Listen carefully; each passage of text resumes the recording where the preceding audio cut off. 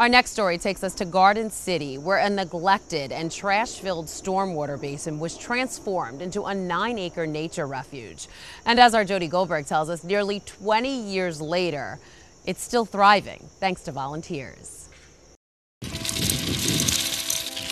There we go. They say birds of a feather flock together, and Robert Alvey would know a little something about that. I had been a couch person, loving the baseball games and the football games, and didn't think much about volunteering.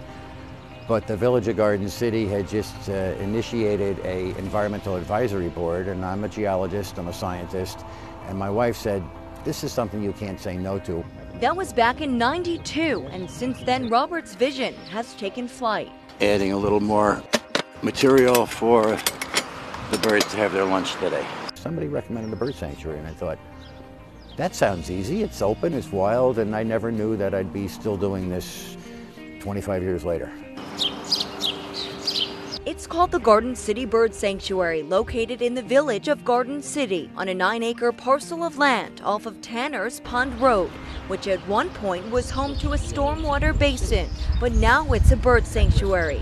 And although nestled away, almost out of sight, it's actually open to the public, and you can even become a member. One of the things led to another with land use, and these areas called Nassau County sumps showed up on the map as large green spaces, and we said, what can we do with it?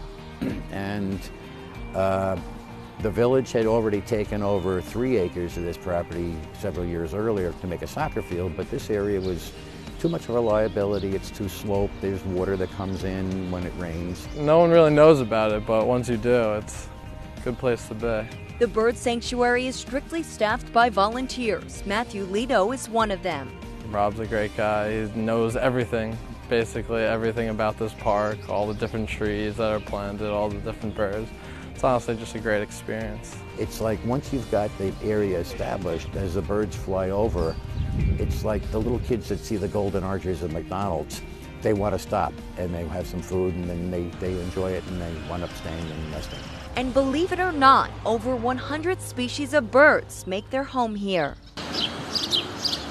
The sanctuary also includes nearly a mile-long walking trail, dozens of trees that have been dedicated to lost loved ones, and home to plenty of Boy Scout projects. It's satisfying to see them off their cell phones or off their video games, outdoors a little bit, in the environment, and make it fun for them. Then some of them do come back. Robert considers himself the so-called mother hen of the entire operation, making sure the birds are well fed, the grounds are cared for, and properly maintained. I've always concentrated on using volunteer community service to do the maintenance, to do the educational programs and work on it. Over the years, I think I passed 40,000 or so hours of my own time here, and we've had probably another 150 to 200,000 hours of volunteer service. Victoria Grover is a student at Adelphi University and is site supervisor here.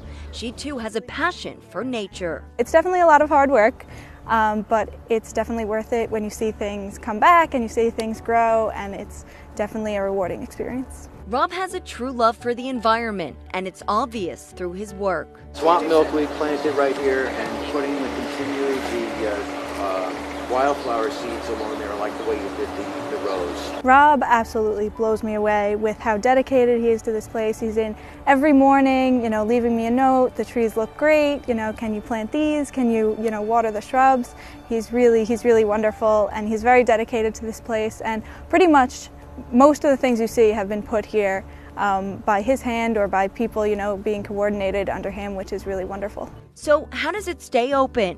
The sanctuary is funded through a combination of membership, grant money, and sponsorship. You need the help of volunteers, whether you're mowing a lawn, you're planting trees. And don't think for a second maintaining a bird sanctuary is just an ordinary walk in the park. Rob says there's plenty of work to do and numerous on-the-job hazards. As a gift from doing the outdoor work is probably about 10 cases of poison ivy, 1,000 cuts, scrapes, and bruises, 50 torn t-shirts and jackets, broken finger, broken back. So we all begin our day in our own special way. Birds begin their chirping at first light. That sweet music to Robert's ears is something that he says keeps him going. If you are getting up in the morning and you can walk, and don't just sit.